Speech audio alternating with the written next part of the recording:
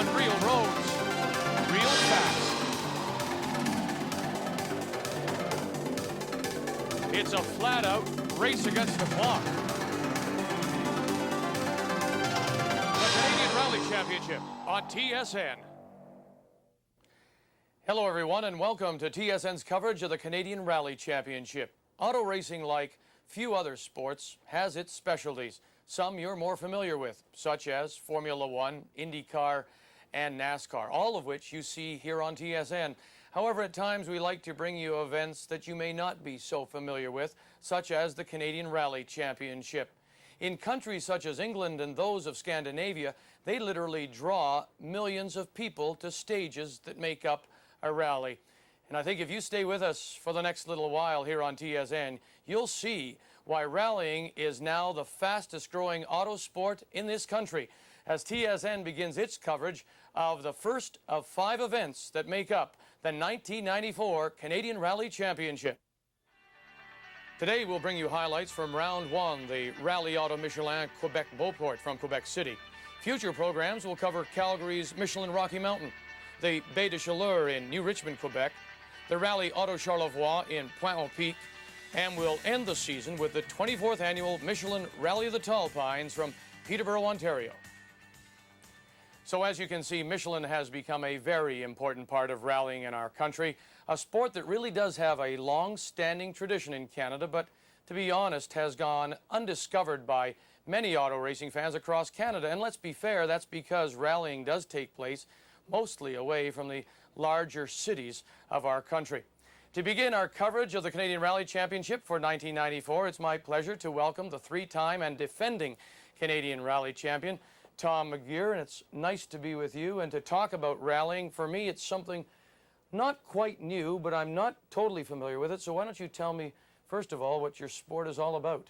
Well, thanks, Vic. Rallying for most people is just like a Sunday drive in the country, driving on a normal road at normal speeds. What we do is flat-out racing in the woods, and the roads are closed off to the public, and we're just going for it. Now, you described it at one point and said it was legalized speeding. Granted, you're not on, your roads are closed, but is that the thrill you get from it? Well, that's the enjoyment. I mean, you're driving on a real road. It's something that everybody drives up and down, and here you are going 100 miles an hour on it. It's great fun. Now, there are stages which are in the bush or in the forest, as you might say, but then there are also civic stages, in-town stages. Yes, we do stages all over the place. A lot of times we do short ones in a metropolitan area. That's to get the spectators out to see what we do. The majority of what we run, though, is run in the woods, in unpopulated areas, because that's where the best roads are. Sure. Now, is it as simple as to be going from point A to point B as quickly as possible? Is that rallying in its basic form? That's rallying in its basic form, or the stage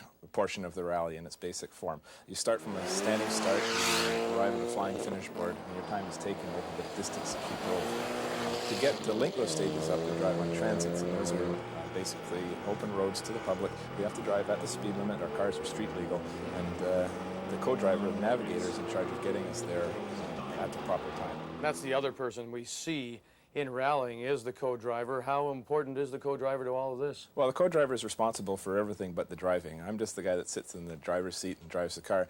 And Trish, my co-driver, is in charge of getting me to the stages at the right time, calling out any dangerous areas that might come up on the stages from her route book, and also navigating and keeping track of where we are in terms of the other competitors. Now, when you think of other forms of auto racing, if you're an IndyCar driver, you go back to the Molson Indy in Toronto or Vancouver, what it is, you know the track, you know the turns. Do you do your stages year after year, or do they change the stages on you? They try to change them as much as possible. Most of the stages that we run on, however, are the same over a number of years. That's because it's difficult to get the roads, get the permissions to close the roads. And that's our biggest problem right now. So what kind of thing would the co-driver, in this case your co-driver Trish, what would she point out to you? Well, she'd be calling the corners as they come up. Her route book would have dangerous areas, for example, corners that might be deceptive, tighten up as you get into the corner, because you can't see the exit of the corner, instead you get to the entrance. Also, perhaps a bridge or a jump or something that you might catch you unawares. That's and so all of this is just to free you up to concentrate totally on the driving. That's right, just to make sure that you're going flat out and you're just, if there's something dangerous coming up, then I'm just got my foot on the gas pedal, she'll tell me to slow down. And I mean, is there a lack of communication sometimes? Have you seen it where, maybe not in your case, but have you seen co-driver and driver not work together? Well, it's not so much not working together. It's just very difficult as sitting in the passenger seat of a car that's bouncing around at 100 miles per hour to be able to keep track of the odometer, what the readout's coming up, and where the corners are coming. And sometimes if a co-driver misses the call, then that can cause a bit of a disaster. Let's talk a little bit about the cars themselves. You see very high-tech production vehicles down to, in fact, cars that are 20 years old. Yes, there's three classes right now, I should say four classes. There's the open class, which is basically anything goes. Modify your car to the nth degree. And that's where you see the supercars, 300 to 400 horsepower, pure racing machines. Then there's production classes, like the class that we run in. They're divided into three subclasses, which are by displacement. But basically, they're stock cars. They even have a back seat. They're allowed some modifications to the suspension and the exhaust system, but that's about it. Now, the open class, I guess that is the wildest class. When you talk about 400 horsepower, are they the, what, $250,000 machine? That's right. The Ford Escort that Carl Merrill runs from Maine, that's a car that's worth about $250,000 US. It's a purebred racing machine. Has about 400 horsepower. It's a World Cup winning car. Now, what kind of speeds are you talking about? Well, those cars get up, the 7-speed gearbox allow those cars up to upwards of 150 miles per hour. Now, you're talking about a Ford Escort, but it's four-wheel drive? That's right. It's not like the Ford Escort that you can buy in North America. It's a four-wheel drive, 400 horsepower, has a close ratio gearbox. I mean, this car is 7 speeds, I'm told. 7 speeds forward, yeah, and it's closer to a race car than many open-wheel cars on the track. What other car in that class would you look for? There's also the Audi Quattro. There's a couple of those being run around. They're open class as well. And a few of the Mitsubishis and Eagles are run in open class. Basically, you can take a production car and you can make some modifications to the motor. Now you're running in open class. Now, in your class, you run a Subaru. That's right. What's the class called? It's Production GT, okay. And that's the largest displacement class of the production cars. We have to run a stock engine. Although it's turbocharged, we're allowed to boost the turbo output. Now, this is street legal, and you just drive it to each event? That's right. It has a license plate, safety check, and we have to make and insurance. It's a street legal car. The modifications that we've done are strictly for safety and to aid it along the rough roads. For example, the suspension is a little bit stiffer, just like you would if you had a regular car and you wanted to upgrade your suspension. Now, when you see other racing, whether it be Atlantic or Indy cars or Formula One, you always see this entourage of people and mechanics. Does the same thing apply to rallying? That's right. We have a van and a trailer that tows the car to the rally. A onboard service crew, usually 2 or 3 people. They meet the car between the stages, usually every 2 hours for about 15 or 20 minutes. And that's where you can repair some of the damages. Just like a pit stop, it's very short, very intense. What about the safety aspect? Because most rallying I've ever seen, both driver, co-driver, helmeted fire suits, you sometimes see roll bars. How extensive is the safety? There's a lot of safety in the car. For driving off in the woods, you're basically on your own. So the cars have a basic safety cage built around it, a steel cage to supplement the strength of the car for rollover protection. Is that every car, every class? Every single car, every class. 6-point harnesses to hold you in. Racing seats are used, fireproof suits, you name it. This is a racing car.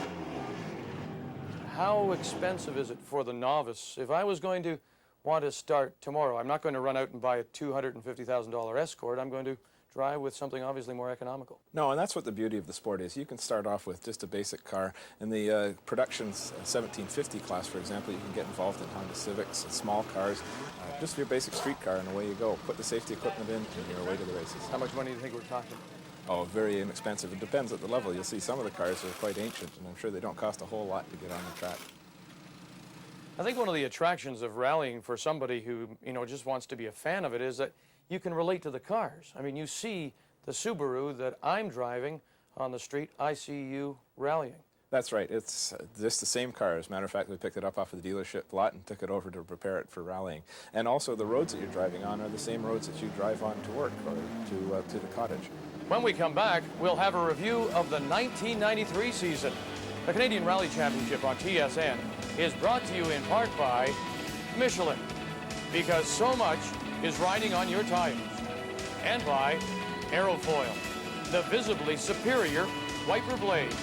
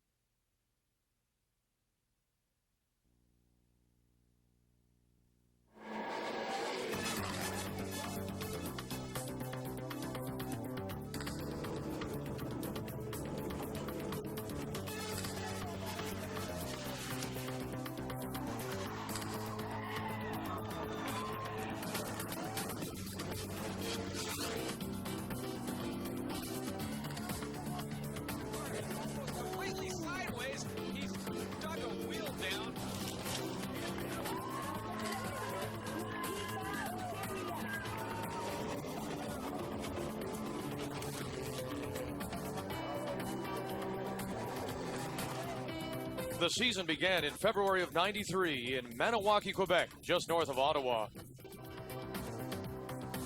And in what would become a year-long rivalry, Yves Barbe and his co-driver Béjil Lacroix in their Eagle Talon traded fastest times with Tom and his co-driver Trish Barrow and their Subaru. The minus 30-degree weather in Maniwaki for the Rally Perce-Neige was no doubt a factor in the large number of retirements. The Sprongel brothers Audi, the Grabowskis Mitsubishi, and Sylvain Vincent's Mazda all succumbed to mechanical problems. And in the end, well, it was Barbe winning by just 14 seconds from McGear. The championship then moved to the west for round two, the Bighorn Rally, starting from Hinton, Alberta. Yves Barbe's Talon caught fire, retired early, but that didn't make it much easier for McGear and Sparrow. Two-time Canadian Rally champ Tim Bendel was entered with Art McKenzie in an ancient 1972 Datsun 510. The two champions battled back and forth before Bendel's local knowledge had to yield to McGear's four-wheel drive in slippery conditions. No surprise, Bendel and McGear would go at it again as the Rally Championship moved south to Calgary for the annual Rocky Mountain Rally.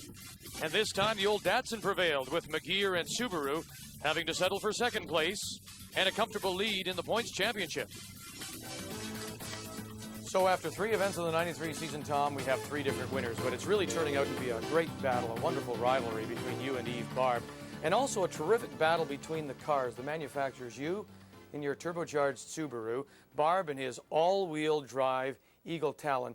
But this is what we've decided to do. We've taken two Sony Handycams, we've mounted them each respective car, and we've put you on, obviously, a 5-kilometer stage. Why don't you take us through it, and we'll see who wins the battle of the stage. Okay, we've just started the stage now. You heard the marshal counting us down. We're starting at the top of the minute and accelerate away. You can see Yves got a little bit better of a start on us here, and we're starting to lose a little bit of time.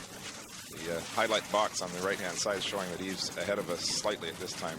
You can see that by some of the features going by, the trees and the fence posts going by. Now, is there something that he would have done off the start that would have given him the jump? Well, we run a little bit different clutch system because we're running with the transmission that we are.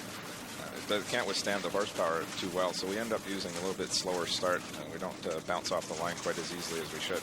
So that slows us down just a little bit. We're going to hope to make up a little bit more of the time in the corners, though, as we approach one of the tighter corners coming up.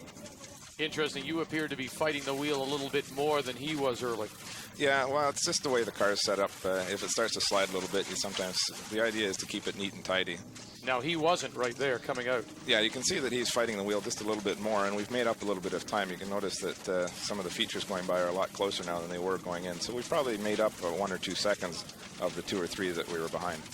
Yves Barbe, though, continues to lead this identical stage here. You seem to want to throw the car into the corner a little bit. Yeah, it appears that the Yves going in just a little bit deeper. He'll go in a little bit further and then slide, and he's a little bit looser coming out of the corner. And now you have the lead. Yeah, we've just made up a little bit on the corners, although it's very tight, and we're only at the most 1 second apart here. As we approach the corner, you'll see that what we'll try to do is pendulum the car. I'll try and, as I'm braking, I'll pitch the car a little bit to one side, get it unbalanced a little bit, and help it slide through the corner. Now, who gets the better exit speed out of the corner?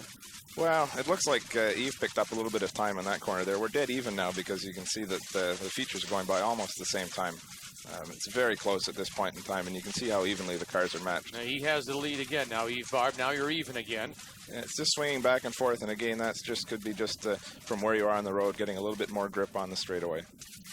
Coming into the corner again, under some braking, the car's going sideways. Big slide around the corner to keep the car pointed in the right direction. Basically, what we're trying to do is just like a thrust vector off the tires. It's interesting to see the two wheels because both steering wheels actually looked as if they were in identical position.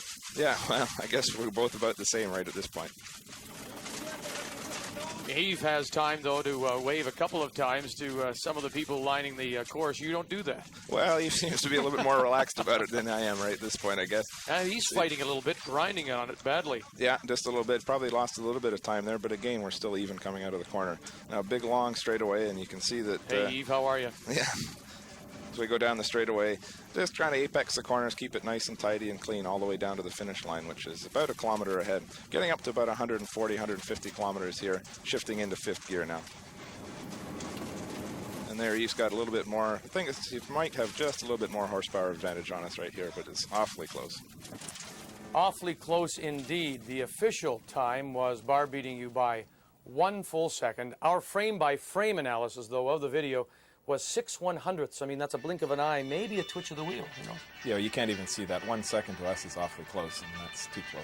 All right, let's continue our look back at the 1993 season as we go to Quebec and the Baie des Chaleurs Rally.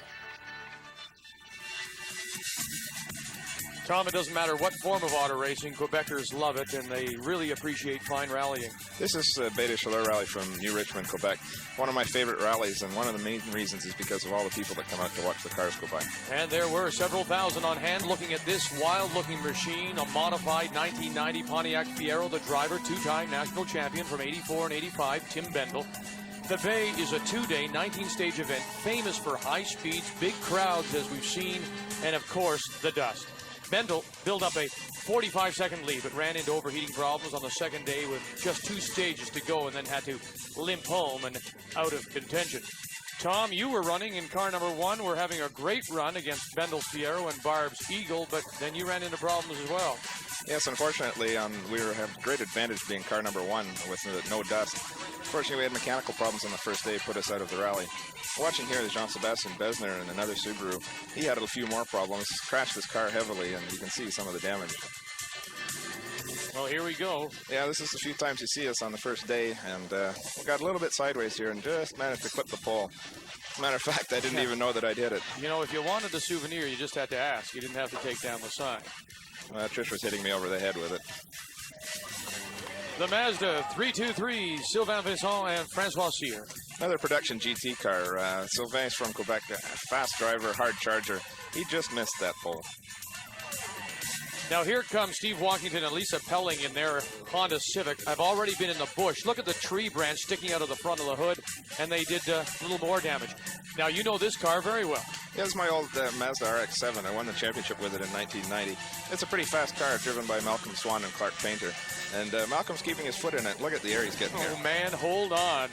The Ford Escort. Look at this. Just clipping the brakes abutment on the entrance to that corner. You see he's dragging his bumper behind him now, but he's certainly not slowing down for anything. Barry and Sandra Latre. A little bit more circumspect the second time around. Michel Poirier-Defoy and Pierre Racine and an Eagle Talon. They were running extremely fast, second place overall. Went out on the second day, I think just a little bit too fast into one corner, rolled the car. In a cloud of dust and a high-ho silver, here come the Honda Civic of John McKenzie and Doug Armstrong. That's got to be tough on some of the air filters, huh? Well, you can see what the problem with the dust is following a car in front of you. You're driving through the dust. Visibility is almost nil sometimes. And the man in the car that had everyone eating their dust, Yves Barbe and Terry Yep in the Regal Talon. Yes, Yves from Montreal, a lot of fan support, a lot of popular support in this area of the country.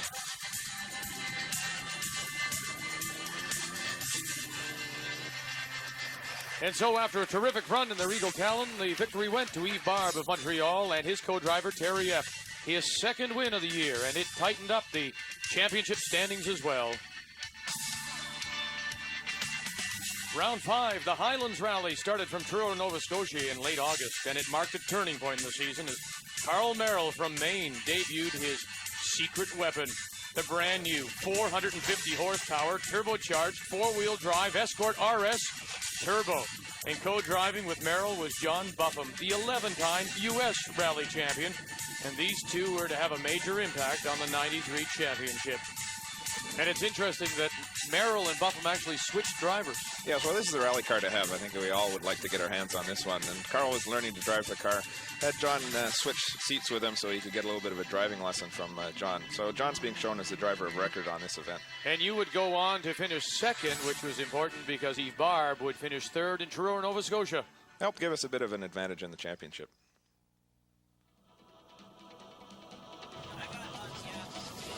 Your co-driver, Trish Sparrow, has put away the signpost that you picked up in Baie des Chaleurs and getting ready now for the Rally of the Voyageurs 3 weeks later in Mattawa, Ontario. Mattawa is a small town about an hour to the east of North Bay. New location for the rally, which used to be headquartered in the city. Get a lot more public support from a smaller venue. This is Frank and Dan Sprongo's latest addition to the championship. 350 horsepower Audi Quattro supercar. Isn't that nice? Yeah, he just brought it out, just finished building the car, and was just basically giving it a shakedown run. He's going to be a real threat in the '94 championship. Just the kind of thing you want to see as you're running for a title, eh? Well, it's kind of hard to keep up with the open class cars. There goes Frank there. You can see the difference between Yves Barbe in the production class car and Frank in the open class car. Bruno Krybich and Jeff Becker from New York City in their Audi Quattro. That's an old championship winning car from about 1983 and used to run in the World Cup circles. It's a little bit dated now, but still very fast. You can really hear the difference between the open class cars running about 300 to 400 horsepower and the production-based cars running just a little bit less power. Brand new area for a rally. You've never seen this stage before. I mean, some stages you'll see year after year. So how much different is this? Well, although all rallies are secret rallies and we don't know the exact road, you get a feel for the roads every year as you go back and get a concept of how fast the road is or whether it's tight and twisty. These are all new to all of us, so it's kind of interesting to see how fast people are going. It gives you a little bit better concept of what rallying should be. Oh my, and here comes this Turbo S-Kart, and Buffum wasn't with them. No, this is one of the first times he was out with his regular co-driver. He did very well. As a matter of fact, he won the rally. Krybich and Becker in their Audi finished second, with you and Trish finishing third, Barb and Epp in fourth place. But it's interesting that brand new Escort Turbo has been dominant, winning 2 straight rallies. You, though, Tom, have been able to pick up some valuable points on Barb. More rally action when we come back. You're watching the Canadian Rally Championship on TSN.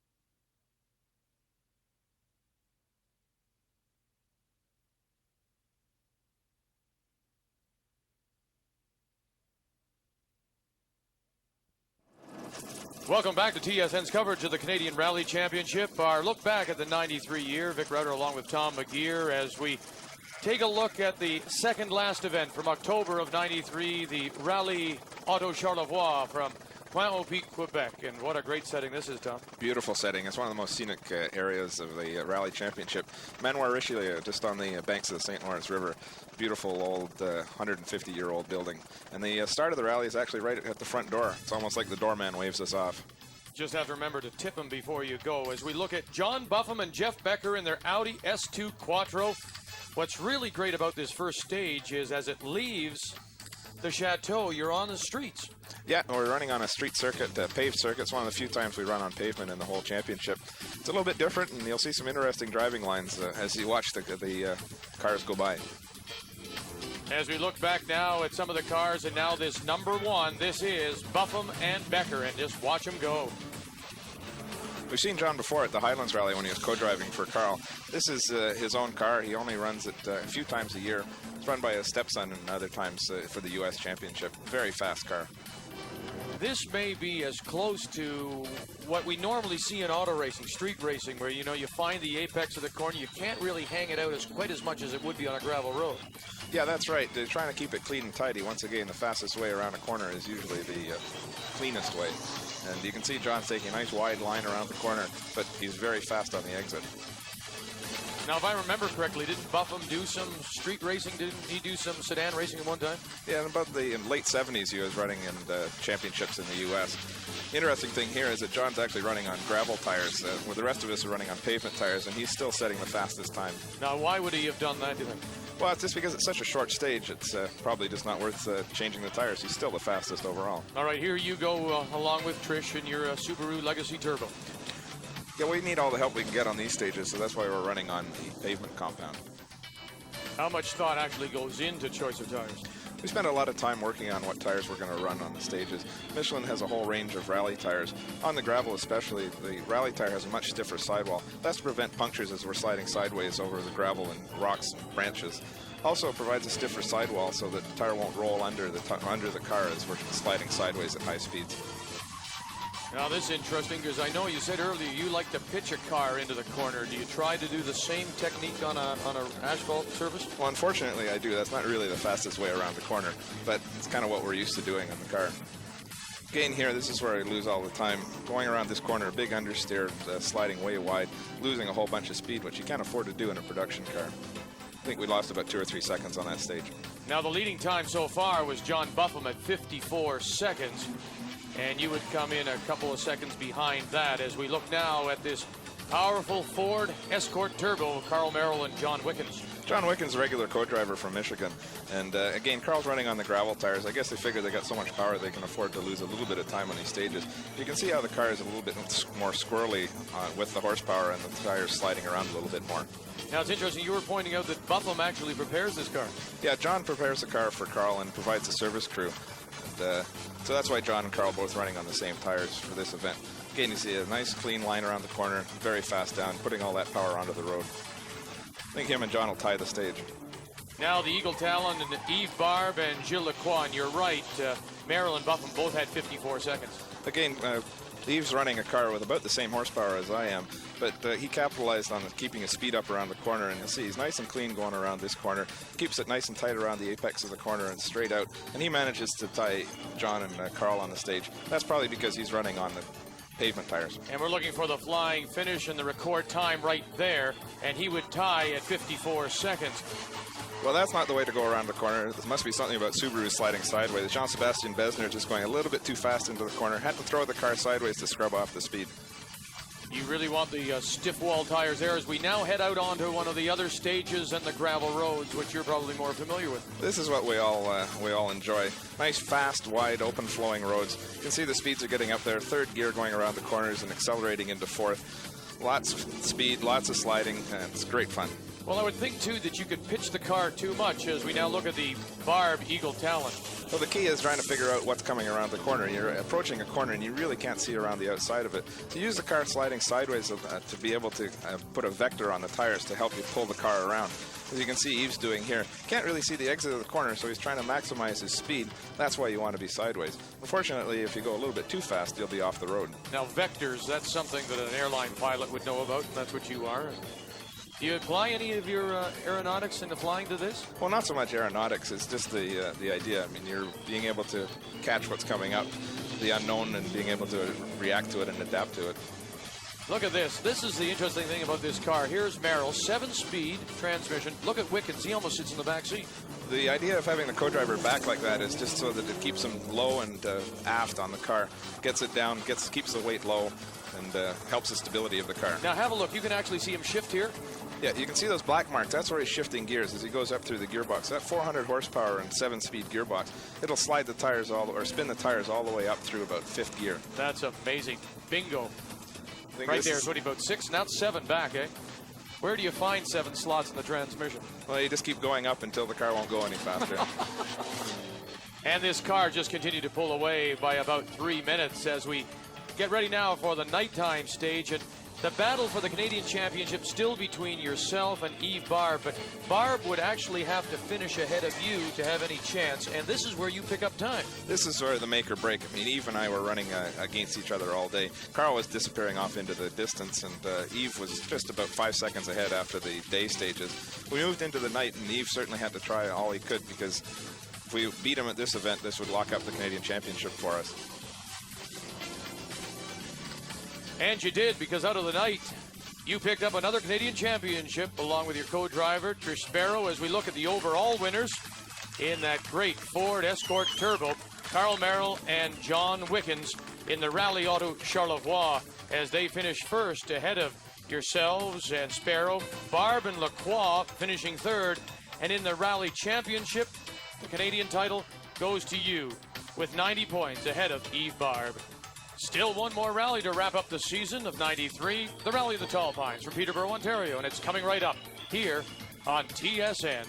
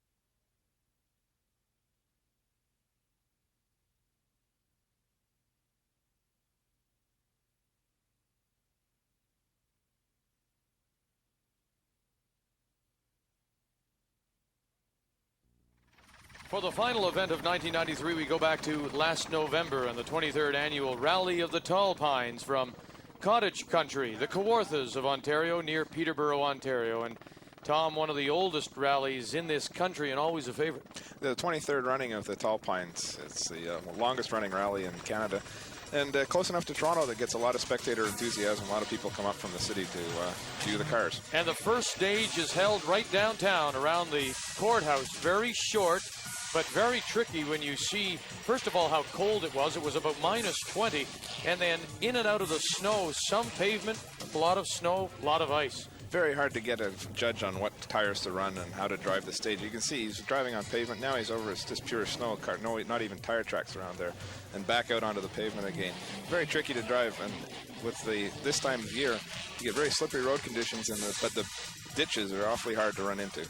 That was the American champion, Paul Choinière, from 1993. And now we look at the newly crowned Canadian champion, yourself, Tom, and Trish. And what was your attitude going into this event, having already clinched the championship? We'd clinched the championship for myself and Trish, but we were working on the manufacturer's championship for Subaru. So the idea was to finish the rally. We were just trying to have a nice, clean, fun run. Now, it must be difficult when you've all that horsepower in this Escort to actually put it down. And the same with this Audi. I mean, you just can't get it down, can you? You can hear how Frank's feathering the throttle. It's on and off the gas as he's trying to get for every little piece of traction. Even the smaller cars like this Honda are having the same problem. That's how slippery the road conditions are. Yeah, you can hear the throttle working overtime. And it's interesting. I mean, you're into the slush, you're onto the pavement, back into some of the ice. It makes for an interesting run. Now we head out into the bush of Peterborough, Ontario, and look at this. Carl Merrill in that Escort has a flat left front.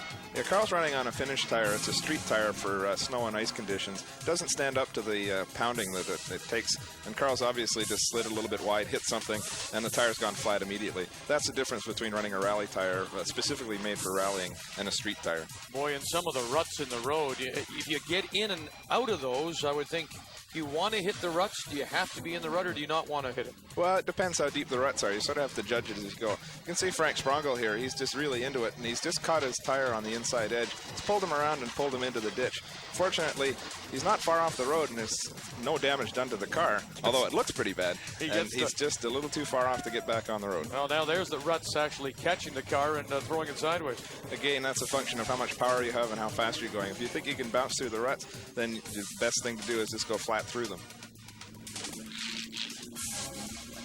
And Wojtek Grabowski, he's having a very clean run. I think he was second fastest on this stage. He even caught up to the car in front of him, Tim Bendel. See the difference between the two-wheel drive and the four-wheel drive car in the slippery conditions. And you can hear Marcia Grabowski saying, you know, let's get by. Now we've got somebody in trouble here. Yeah, well, they're not very forgiving. They call it winter roads and summer ditches. When you go into the ditch, it's very hard to get back out. The snowbanks don't bounce you back onto the road.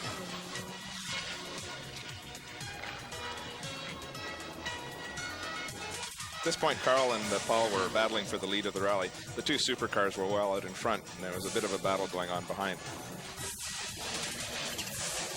How much brake are you using, or is it all throttle control? You can see the brake lights come on the car occasionally. As you enter the corner, your left foot braking means you got your foot flat on the gas pedal to keep the power up, but you're also using the brake to slow the car and stabilize the car and get it to slide a little bit more. You got some problems here, transmission? Well, unfortunately, yeah, we lost second and third gear at this point in the rally, and we were just sort of stumbling along trying to get to the finish line, get the manufacturer's award. And we ended up doing a fairly good run, I think, considering the conditions. But again, the trick here is to be smooth and stable. That's the fastest way through. Is this smooth and stable for... No, but there's spectators watching there, so that's the other factor. You want to be spectacular, too, give all the spectators a good show. Now, you were saying about the power steering. Maybe that's why there's so much sawing going on here? Well, the road's really narrow and rutted, and the car's bouncing around a bit, and you want to be able to keep the car pointed in the right direction all the time, get everything lined up. So you really fight the wheel in a lot of cases, especially when the road gets narrow. Do you find sometimes the power steering can't keep up?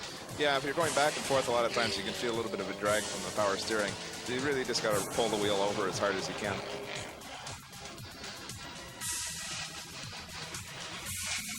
You can see the brake lights on there. He's left foot braking at this time. He's got his foot down on the gas pedal at the same time the left foot's pushing on the brake pedal. Help the car get a little bit sideways. Tell you what, great slide though. This car looks almost right out of place. Well, two-wheel drive, it used to be the way to go, but the four-wheel drive technology has really caught up. The speed differential is quite amazing. But Tim's putting on an excellent show. He's a super driver, and he's going really fast in these for these road conditions. And only two-wheel drive's pushing the car along. Would you find it difficult to step back to do a two-wheel drive cars? Yeah, I found it took about a year to get used to the four-wheel drive. And going back, it'd probably be pretty scary for the first few runs. Man alive, as he fishtails it through the Kawarthas.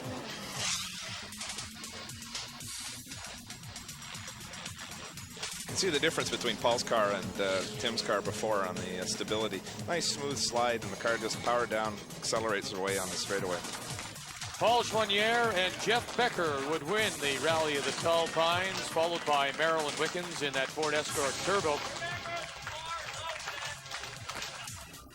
With yourself and Trish finishing third, Bendel and McKenzie fourth in their Datsun.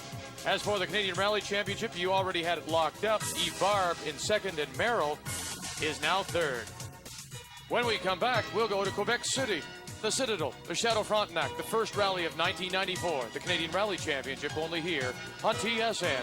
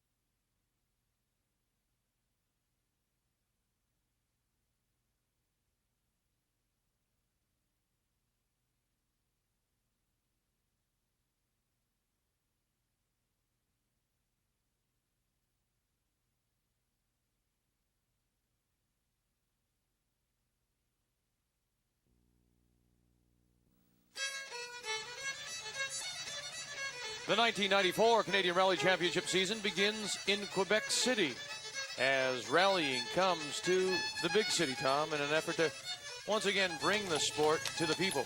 That's right. The big snowstorm just before the rally started, and that was to play a factor a little bit later on. But this is a new undertaking. It's a new rally, lots of publicity behind it, and hoping to bring this rallying to the city. The downtown start just outside the old walled city, and you can see the wall in the background. Pretty cold out though, minus 30 degrees Celsius, and beautiful sunshiny day for the start. So not far from the Plains of Abraham, where Wolfe and Montcalm did battle, some of the country's top rally drivers are all set to do battle. Matter of fact, the first stage, off we go. We're on the Plains of Abraham. It's a road that runs around the edge of the Plains of Abraham. And first time that we've ever run here, first time that they've allowed racing on these areas. As you see, it's a snow and ice condition. It's all snowy, quite rutted around here. And again, we're having problems getting the power down to the ground. The horsepower advantage is a little bit less here, though. Cars with 300 or 400 horsepower just can't use it to their advantage. And this is just the kind of rallying I like. Get a little bit more even footing. In fact, it's very similar to what you faced that first stage of the Rally of the Tall Pines. Again, same thing, except that you can see the snowbanks here. That helps us out a lot. If you get a little bit wide on the corner, the snow will actually help push you back onto the road again. Might be a little bit more like bobsled racing. Yeah, luge. Interesting story with Carl Merrill and that Ford Escort that we saw really win so many events in 1993. He came, but he didn't run. We were hoping that Carl was going to start the rally season off with a bang in this event, and unfortunately, as he got the car off the trailer, mechanical problems, couldn't get the car going for the start of the stage, and was out before he even got a chance to try. And you could hear the whistle for the flying finish. He didn't have a good run here. No, these are spectator stages. Again, they're short. You can lose a rally on these, but you won't win a rally on these spectator stages. So you try and take it a little bit easy. We were only 3 or 4 seconds behind, but that kept us off the leaderboard. This is Frank and Dan Sprongel's Audi Quattro. First time it's really being run in anger here, and it's a spectacular car, 350 horsepower, and Frank is giving it his all for the spectators, that's for sure. Now you can see some of the spectators backing off, but that's what it's all about, is bringing the event to the spectators, and you get a great look at it here on the Plains of Abraham. Exactly, a beautiful setting and a beautiful day, and getting a chance to see the cars do their stuff. Although again, these are the spectator stages, and they're not really descriptive of the rally. The real meat of the rally is up north when we get into the long stages. Well, you hope to get up, of course, but you wouldn't get up eventually as we take a look at this Eagle Talon. It's Barry and Sandra Latre. New car. Last year they were in the Ford Escort front-wheel drive car. Now they're in the four-wheel drive Eagle Talon and production GT class, hoping to go a little bit quicker and challenge for the overall wins. They've been class winners for the last 3 years, and this year they're with the new car, hoping to be able to get better overall finishes. And as you said, that might take a little while to get used to the four-wheel drive as compared to the two. Exactly. Barry's being a little bit more tentative here, but that's well understandable with the completely different driving style required between front-wheel drive and four-wheel drive. What kind of differences would he have noticed now right away? Well, the big difference is that the car will accelerate incredibly fast, much faster than what he's been used to doing. All 4 wheels pulling the car along, but it still takes about the same amount of time to stop. Matter of fact, it'll take longer because the car probably weighs about 800 or 900 pounds more. A lot more momentum to stop.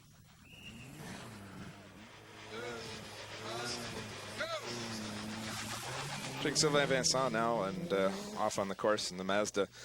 Again, it's a quick car, a little bit lower horsepower than most of the cars running nowadays, and, but still the four-wheel drive on this condition should make them pretty quick.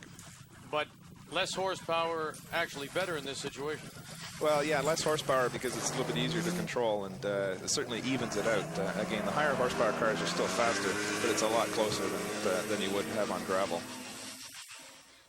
This is a pretty setting as he comes through the Plains of Abraham. And you can see how much snow has fallen. It was a 30-centimeter snowfall the day before the event began. And something that you don't really notice is that's glare ice that we're driving on, and the speeds are getting up about 120, 130 kilometers an hour on this short 2-kilometer section of road. Interesting, we don't see Marcia Grabowski in the car. Martin Hedlund is in as the co-driver. Yeah, Marcia couldn't make it to the rally this year with family commitments. But Wojtek and Marcia are quite an interesting story. They've been around for a number of years in Canadian rallying. From Poland originally, where Wojtek used to drive in a thrill show. It's part of the circus, and his favorite trick was apparently driving on 2 wheels. Marcia would climb out on the high side and wave to the crowd as they went by. Wojtek's transferred that a bit. He's a very spectacular driver and very quick when the car's running well. Yeah, well, listen, some people might think that thrill show is just the early stages of rally. Well, yeah, he's just transferring it over now onto the roads. Now, how different will it be not having Marcia beside him? Well, it's a little bit different. Martin's a well-known co-driver. He's probably recognized one of the best in North America right now, so he's certainly got excellent help in the right seat. And you can see Martin pointing out the direction the car's going, which way to go, and make sure that Wojtek keeps the speed on as much as possible. And through the final. Jean-Marc Alcaraz now starting the stage. A little bit further down the pack, Jean-Marc's a local Quebec driver that does a lot of running in the Quebec Championship. Very quick on this stage, and he's obviously fearless running through here, setting fastest time in this Mazda 323.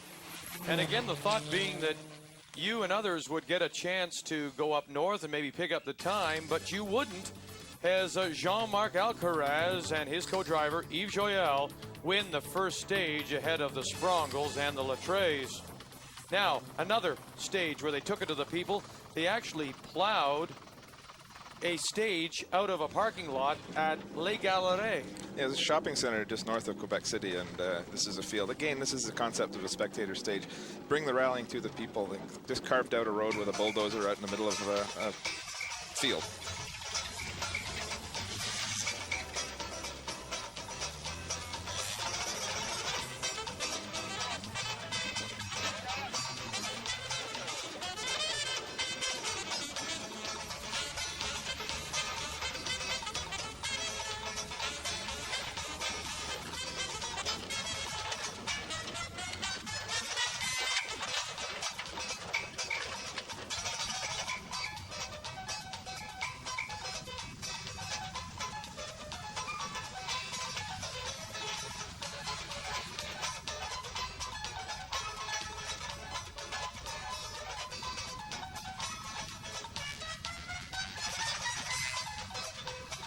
So after 2 stages, you thought you were going to head up to the Charlevoix region, but 30 centimeters of snow, Tom, basically closed all the roads. They couldn't even plow them because they drift over as soon as they did.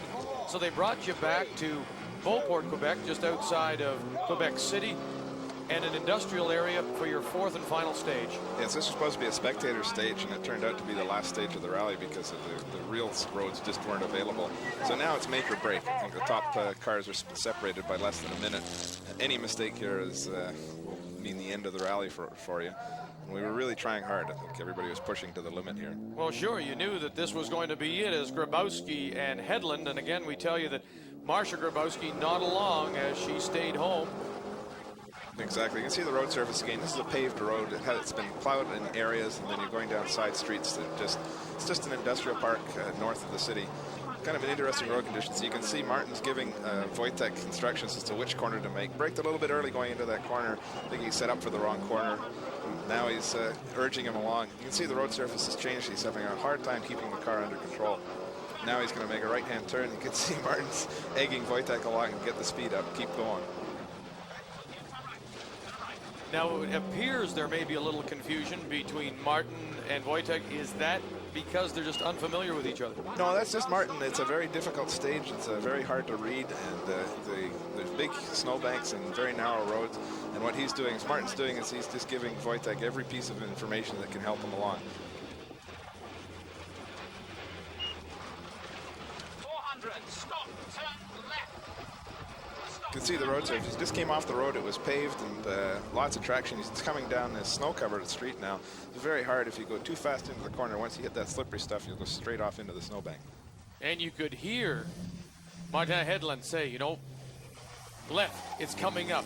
What is he calling out? He's Feet giving or meters? Or? He's giving a distance. It's not specifically any particular distance. It just happens to be that's a significant distance away, long distance away. Coming up to the finish line now, and, getting their time. And the time, 1 minute and 50 seconds. This is Besner and Lacroix. It's Jean-Sébastien Besner and his new co-driver, Gilles Lacroix, who used to go with Yves Barbe last year. Yves not running the championship this year. Jean-Sebastian's an old Honda Michelin racer, and he's certainly got a lot of experience on the pavement. But again, these changing road conditions are making life interesting. See, the commentary is in French now as Beigil is giving him the instructions. So it'll be a gauche or a droit. That's it. Now, how difficult is it, the changing road conditions? Well, you can see this last corner that Jean went through. Just clipped the bank on the outside, big pile of snow flying over the front of the car. It's coming in, you can see it's half ice, half pavement, and it's difficult. A little bit wide again, bounces off the snow bank. Front end's trying to dig in a little bit faster, and you might have pushed the nose into the bank and spun out completely. Quite lucky to get out of that one. Now, do you want to use the previous car's ruts at all, or do you want to carve your own path? Well, you're basically trying to follow your own path. You can see where the cars in front have gone, and that helps a lot. But again, it's very difficult to read this road condition. 1 minute and 51 seconds for Besner and Lacroix. Sprongel and Sprongel. Here you can see Frank's just giving everything he's got to the car. It's completely sideways coming around the corner, and he's on the power coming around to the next corner. And just a nice sideways slide. Power is on, and away he goes. Wow. He's just putting that 350 horsepower to work all the way. I tell you what, makes a sprint car racer proud to see slides like that. Yeah, exactly. You can see the steering wheel, the amount of wheel that Frank's putting in to keep the car going. The car is very twitchy. He's trying to get all that power down on that slippery road condition. He's really working the wheel back and forth to keep it around. Cutting the bank just a little bit in on the inside. A little bit of snow flying over the car, but he's trying to square off that corner. The flashers just come on. Did he hit something? That's just the wheel flailing around. Your hands flailing around the wheel. Probably just tagged the four-way flasher switch on the way. Well, the power of that Audi coming into play. 1 minute and 45 seconds for Frank and Dan Sprongel. And now you're up. That was the time to beat. We were running about 20 seconds, 30 seconds behind him at this point. Didn't think we were going to do much to be able to keep up with him, but we're sort of giving everything we got, trying to stay ahead of the next car. Now you can just see there's, sometimes I guess the car will bite and then it will just slide and drift off on you. That's the problem. You're trying to set up for the corner. You're going into the corner, and as you go in, you're trying to get the traction. You figure it's going to be slippery, and then you hit a little patch of pavement, and the car just darts off on the side.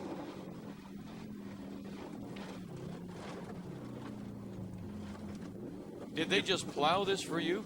Yes, this is with the snowfall. We're running here on a Sunday, and they were in the night before, cleared the road off with all that snowfall that they had, trying to salvage what was left of the rally. You can see we're coming up to the square right now, and again, we're changing road condition. The car's understeering like crazy around this corner. You can see the front wheels cranked right over. Boy, you got it locked to the right. Basically, that's all you can do at this point, and as you get onto the slippery stuff, and just hope that the car's going to come around. And it's interesting, you come off that corner with what seems to be very little snow, then you're into snow again here, you're out of snow. Yeah, well, it's an exciting road to drive, that's for sure. It was very interesting, and again, back onto hard pavement now, right to the finish line. And a good time. You didn't think you were going to be able to keep up with that Audi at 145, but you come in at 149. So the first winners for 1994, Frank and Dan Sprongel in their Audi, win this snow-shortened Quebec Beauport Rally. Just 4 stages because of a 30-centimeter snowfall north of Quebec City. You and Trish finished second, Tom, in your Subaru, while Wojtek and Martin Hedlund, and I can see Marcia now saying, you see, Wojtek, you couldn't do it without me. So an interesting start to the 94 season, Tom, but in all fairness, not a true test of driver, co-driver, or car. No, it was because of the shortness of the event. It's really hard to get a gauge on what's going to happen in the future. But I think Frank and Dan Sprongel's car has really proved that it's the car to beat this year. There are some big plans for that Quebec Beauport Rally, aren't there? Yes, I think they're hoping to have it in the next couple of years as a World Cup event, and that's going to do our sport great good. For those of you across the country, the Canadian Rally Championship continues in Hinton, Alberta. That event comes up in May, followed by Calgary, and then the championship moves back east to New Richmond, Quebec in July. The August stop is Truro, Nova Scotia. September, Mattawa, Ontario. Pointe-au-Pic in October, before concluding the 94 season with the 24th annual Rally of the Tall Pines in November in Peterborough, Ontario. So heading into the second event of the season, teams, cars to beat? Well, I think the next rally, the Bighorn Rally, will be the true test of rallying. And I think that Frank and Dan Sprongel are going to be the car to beat this year. And can you win another championship? Well, we're certainly going to give it a try. Best of luck to you and Trish. Thanks. Now on behalf of Tom McGear and our entire crew, I'm Vic Crowder. Thanks for joining us The Canadian Rally Championship on TSN is brought to you in part by Aerofoil, a visibly superior wiper blade, and by Michelin, because so much is riding on your tires.